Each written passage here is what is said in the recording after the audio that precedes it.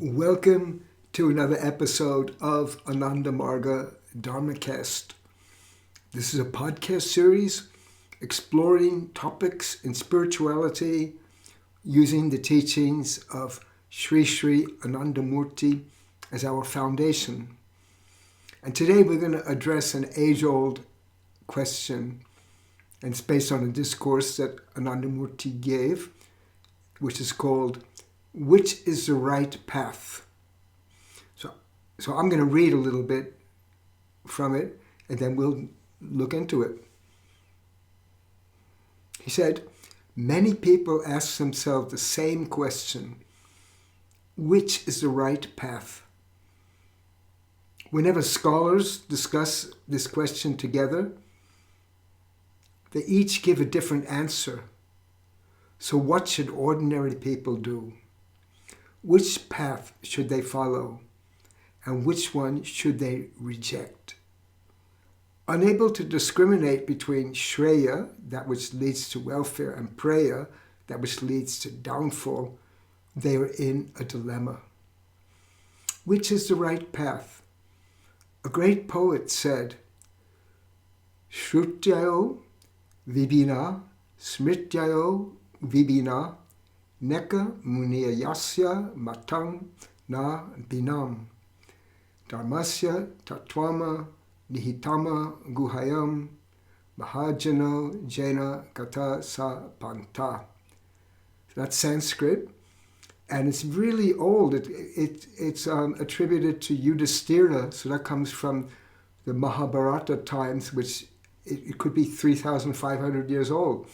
So this question about what is the right path, you might think it's today it's a bigger question, that burning issue today, because we have so much information.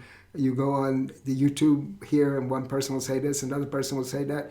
One religion says this, one religion says that. But this was a question even back then that people could get confused. So let's look at this little poem in Sanskrit, and the answer is in here. So the first line is talking about Shrutayo. Shruti is a scripture. So he said that all the scriptures are different. So you know that some people are instructed to pray facing in one direction, and then some people have to pray in another direction. There's so many different ideas about what is God, the Supreme Being, and where is that God, and how to address that God. Then the next line he goes, Neka munir yasya. Muni, he's referring to sages or intellectuals. And he said all the intellectuals, they're also in conflict. So there's one theory says this, one theory says that, and just a person who's not a scholar then will, if the scholars themselves are in confusion, then what is an ordinary person to do? That's the question. So the answer comes in the last two lines of it. But basically, we know that there are many different ideas competing for our attention. They could be in scripture, or they can be smriti, which is a social codes. The social codes are also different all over the world. In one place, if you steal something, boom, they're going to cut off your head. In another place, you won't be treated in that way. In some place, you can be lashed. Another place you can be killed. In another place they don't have capital punishment. So the social codes differ, the scriptures are different, and then the scholars, the scientists, intellectuals, or not so much the scientists, but most of the intellectuals are in great conflict with each other. So where is the answer? How can we determine what is the right thing to do? So the answer comes in the next to last line. He said, Dharmasya tattvama nihitama guhayam. And that means dharma means spirituality. Tattvama is the essence of it. Where is it? Where is it? The last line talks about a guha. Guha, in one material sense, or in one interpretation of the word, it means a cave.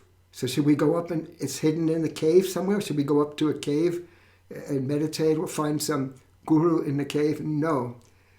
He said, Dharmasya tattvama nihitama. Where is it? It's hidden. It's hidden covertly. It's not apparent, but it's hidden within. And that the guha here is not the cave in the Himalayas. It's the cave of the innermost cavity of the human being, the innermost recess of that.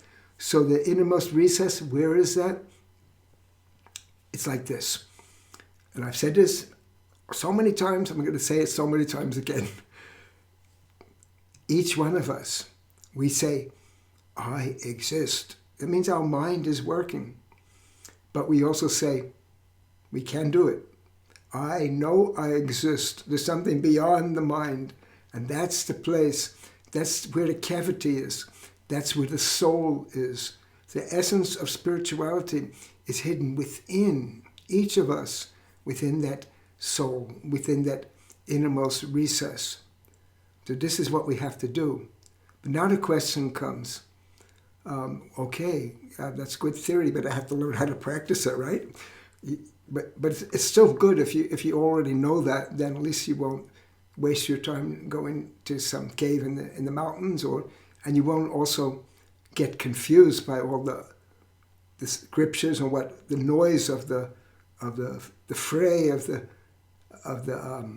people conflicting of different ideas, because really we have to go within and we'll find the answer. We don't have to read all the books, we don't have to listen to all the scholars, we don't have to watch every YouTube video. No, if we first make the determination to go within, we can do it. So the last line is very important too. He talks about Mahajano. Mahajano means great knower. It means the realized yogi, the one who really knows. He said you should follow that person. That person is not an intellectual, not a scholar, but a practical person. So you should follow the practical yogi. So this was said thousands of years ago, but it really holds true to us today that there's so much conflict going on in intellectual sphere, whether it be spiritual intellectuals debating over scriptures, or people debating over what is the proper social code for humanity. And so there's like that. And then there are all kinds of intellectuals who are working on a very intellectual plane, but they're also in conflict. In fact, it's a joke that if you get if you get three people together, you'll get conflict. But certainly if you get scholarly types, you're going to have some conflict. But we have to go away from that conflict. We have to find the answer within us. And that is where, that's my job as a teacher of meditation. That's what I've been doing for the last 50 years or more. And I'm trying to help people to forget about all the conflict without, but go within. Because deep within is a place which is untouched by that conflict of the world, the struggle that's going on in this world. So we have to go to that quiet, peaceful place, and we don't have to travel very far because it's hidden within the innermost cavity of our being. That's the real guha, that's the real cave, and we have to go there. And if you don't know how to do it, then you follow the practical person who is really doing it in a practical way, the Mahajana, the real yogi. So follow them, and you can do it.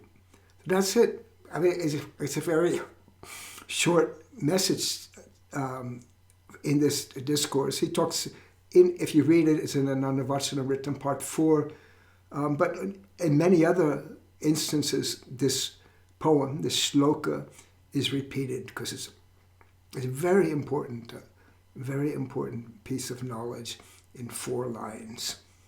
So think about it, and then do something about it. Go within, and also, if you need to get some instruction, find someone, a practical person, not an intellectual, but someone who's really practicing it.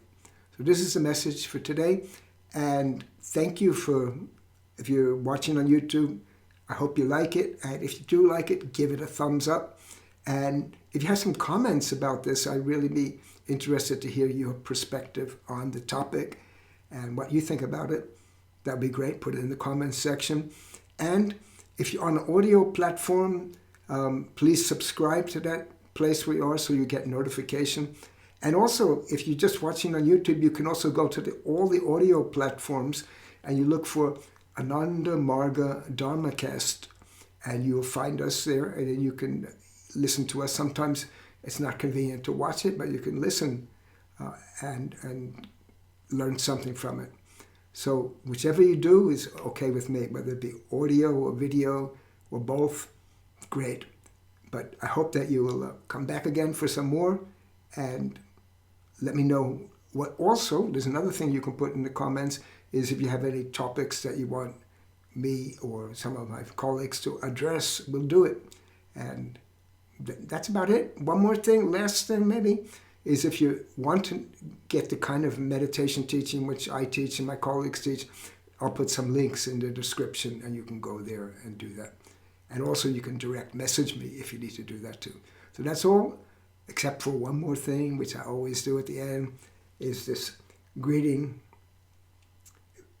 It's called Namaskar, and it means I salute the divinity within you with my mind and all the love and cordiality of my heart. Thank you.